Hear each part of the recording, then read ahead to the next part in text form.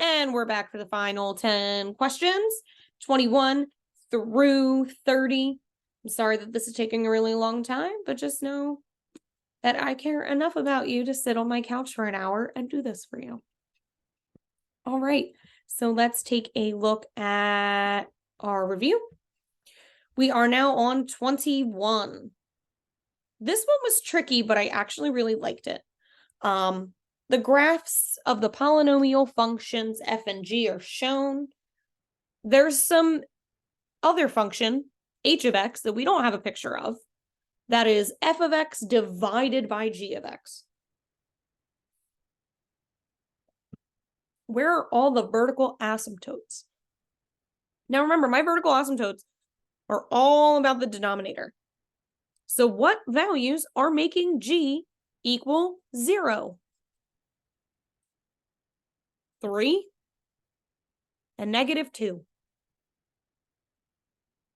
That's it. Right here in f of x, the only thing that makes my numerator 0 is x equals 2. Not -2, x equals 2. So I can now zoom down and select C. Just got to know what you're looking for. Things are about to get real wordy. But that's why I'm here doing the things. All right. Which of the following names a function with a hole in its graph at x equals 1 and provides a correct reason? Where's the hole? Which one has a hole at 1? Okay. X squared minus 1 over x minus 1. Okay, well, if I were to factor out a, I have x minus 1 and x plus 1.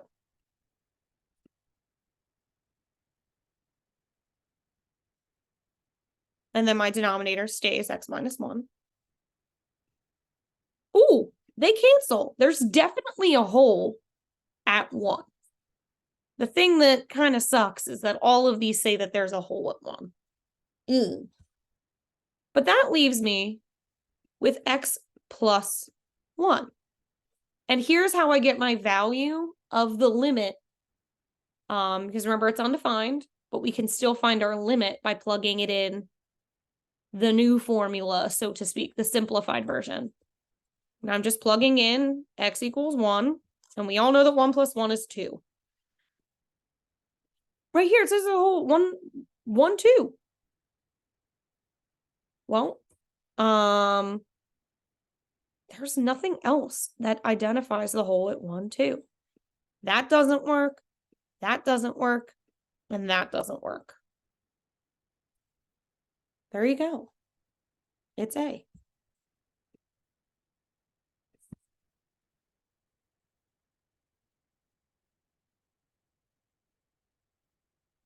This is another rational function. It gives you the standard form, and it gives you half of a factored form. Just because it's giving you both forms doesn't actually mean they did all the work for you. Which of the following describes the behavior?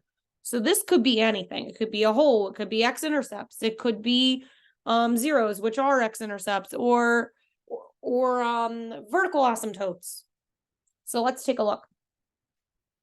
The graph intersects at x equals -10 because -10 cubed plus 1,000 equals 0. Okay. But if I plugged in -10, I get 0 over 0. And that doesn't give me information about the x-intercept, the zeros. So it's not A. Why is it not working? The graph has a hole at -10 because x plus 10 appears exactly once when the numerator and the denominator are factored. Well, the numerator, I have an x plus 10. That's an ugly plus sign, but it's there. And if I were to factor that, I need two numbers that multiply to 100 and add to -10. I don't know what that is. So I'm going to leave it alone for now.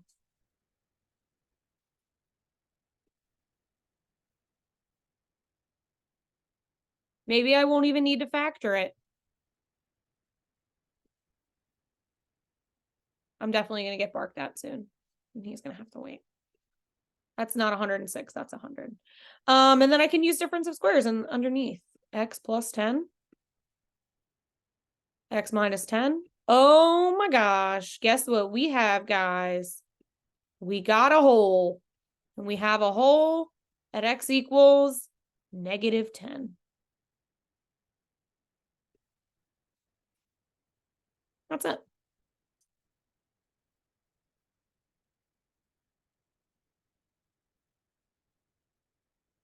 And D doesn't make any sense because you can have a hole when that happens. And it has vertical asymptotes at 10 and -10. No. Yeah. They are the values that make my denominator equal 0, but since it canceled out, that's a hole.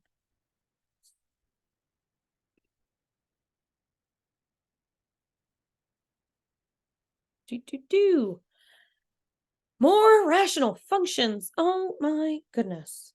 It actually helps us out. It gives us a standard form. It gives us a little bit of a factored form. I want to know about the horizontal asymptote. I want to know about the vertical asymptote. And I want to know about the slant asymptotes. We didn't really spend too much time with that. But just divide. It's not that bad. I swear to you, it's not that bad. And it will magically appear. But I can only have a slant asymptote when my numerator is exactly 1 degree higher than my denominator. So I know I'm going to have a slant asymptote. And it always looks like a linear function. So it could be A, it could be C, or it could be D. So I'm just going to eliminate B from the jump because I know I have a slant asymptote. So let's do the division. If we divide the functions using long division, it gives us a slant asymptote. All right, so x squared plus 2x divided by, sorry, Oliver wants to bark, x cubed plus 8x squared plus 17x. Miss, I don't feel like doing this. Can you just trust me? You don't have to do all this. X cubed divided by x squared gives me x. If I were to multiply that by the term on the outside, gives me this. Remember, long division is subtraction. My first term cancels. 8 minus 2 leaves me with 6. And at this point, maybe you can guess what the correct answer is. 6x squared divided by x squared is just 6. So it has to be A. That's how you get your slant asymptote. I don't care about the remainder.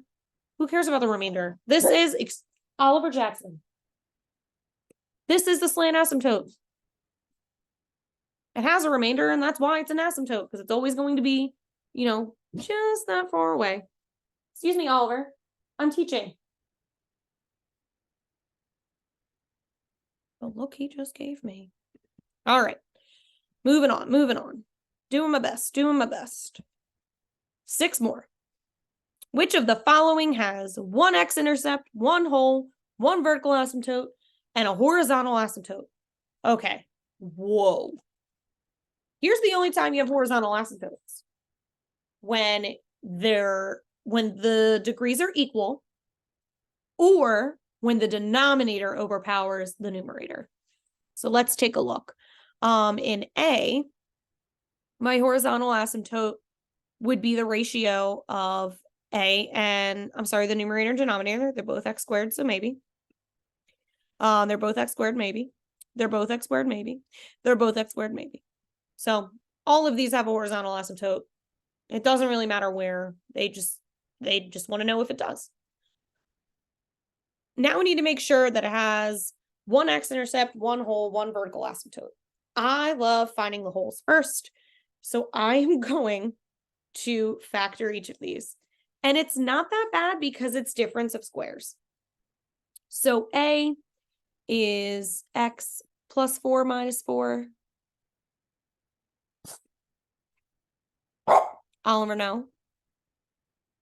Oliver. And then underneath, I need two numbers that multiply to 6. Oliver.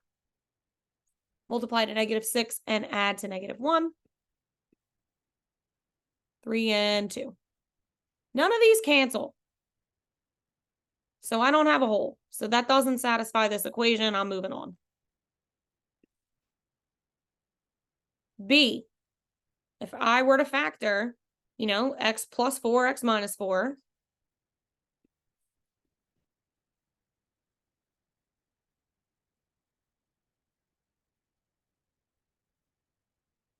And now I need two numbers that multiply to -30 and add to -1.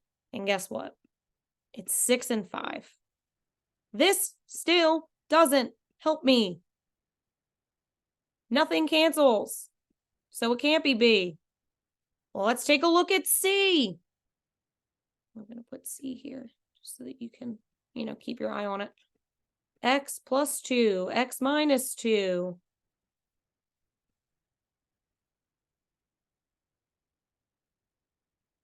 Oh my goodness, but my denominator is the same as this. X minus 6 and x plus 5. Nothing cancels. What one of these is going to give me a whole? Well, it's D. Because D is x plus 2, x minus 2. And if you look, they use like the same 3 functions. So once you factor it once, like we did up here, you have it again underneath. So x minus 3, x plus 2. My x plus 2's cancel. That gives me the whole. My 0 is x equals 2 in the top, and my vertical asymptote is x equals 3 in the bottom. All that math, just for it to be D. The polynomial function blah, blah, blah, blah, blah is given. Which of the following is true? Ooh, the remainder is 0. The remainder is 0. The remainder is a non-zero constant. So we're just going to do some long division. And I'm going to just quick synthetic over here. Remember with synthetic division, you set that equal to its 0. And then this is when we can add and everything gets a lot faster. 2, -3, -23, and 12. Bring that down, get a 2, and now I start multiplying. -6. I add, gives me -9. -3 times -9 is 27. Gives me a 4. -3 times +4 is -12. I do not have a remainder. So it's not C. It's not D. I have no remainder. And now I need to determine if it's a quadratic polynomial that factors into 2 linear factors or does not factor into 2 linear factors. Yuck. 2x squared minus 9x plus 4 is my quotient. And just because I've been doing this for a very long time, I know that it will factor into 2x minus 1 and x minus 4. Because when I FOIL that out, I get 2x squared minus x minus 8x plus 4.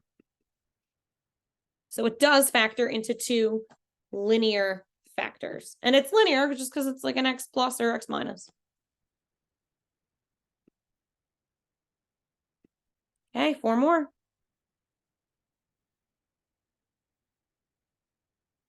The function f is given by x squared plus 2. This is a transformation. It's x squared over 4 plus 2. All right, so first things first, is this a vertical or horizontal dilation? Vertical dilations affect the entire thing. That's when you take the entire function and you multiply it by a number or divide it by a number. So to get from here to here, I'm not touching that plus 2. I'm not. So I'm only affecting the x, not the entire function. So I know it's not going to be a vertical dilation. It's a horizontal dilation of 1 over 4x squared. I don't know why it's so skinny. If I were to take the square root of 1/4, that gives me 2. So this one was really, really tricky because you should want to say 4. But since this squared is here, you're basically squaring the x and you're squaring the coefficient. So to get rid of it, you take the square root, flip it over, horizontal dilation of 2. It's yucky, it stinks. If you get confused, graph them. And it is what it is. 3 more. We can do this. Oof. I don't know what f of x is. Saying that. I don't know what f of x is, but I know that g is a transformation of f vertically by a factor of 2. So I need a 2 on the outside. That's a 1/3 f. That's a 1/2 f. That's a 2f. So that could work. That's a 3f. Wait a minute. Are you telling me I don't even need to read the rest of it? Because vertically by a factor of 2 would be 2 f of x? That's exactly what I'm telling you. But if you check the other stuff, horizontally by a factor of 3, so I know that it's going to be divided by 3, up 7 units, plus 7, left 11 units, plus 11, because remember it goes the opposite way. It's C. That's why it's really, really, really important to eliminate as you go. Now only have 2 more left. And I'm just going to be honest with you. This one has a lot of words, and it all comes down to the slope formula. What is the average rate of change in newtons per centimeter? I don't even know what that means. It doesn't matter what it means because it's not important. If the particles, x, increases from 2.3 to 3.1, and I lied, the distance is x, not the particles. So I'm going to evaluate f of 2.3. And just trust me, I plug it in here and I get 0.681. And then I evaluate f of 3.1. And I plug 3.1 in for D in the equation. And I get 0.374. Rate of change formula is just f of x. Let me restate that. I just think of it as y2 minus y1 over x2 minus x1. So it would be y2 minus y1 all over x2 minus x1. And you do all this work and do all this division to get negative 0.382. I got negative 0.383. But I mean, come on. It's just rounding at that point. I probably messed up. Last question. We can do this. I'm so happy. Honestly, just look at this function. It's asking for something that represents what this is showing, I know two things. I know that it's decreasing. So I know that I need a negative slope. Well, all these have a negative slope. Okay. Linear regression is used to construct a function that models this. If t equals 1 corresponds to 2011, and t equals 2 corresponds to 2012, remember we talked about like kind of changing this up. So this would be 1, this would be 2. Which of the following defines the function? This is my first value. I don't know what my y-intercept is when y equals 0, but I know it's probably going to be somewhere around that. This, way too high. That doesn't make any sense. This, way too low. That doesn't make any sense. So now I have to decide whether my slope is negative 2.5 or if my slope is negative 8. This jump here, what would you say, about 2.5? 2.5 jump goes down about 2.5. Has to be A. And that's it. I've been sitting on this couch for well over an hour. So you better watch this. Enjoy your day. Bye, guys.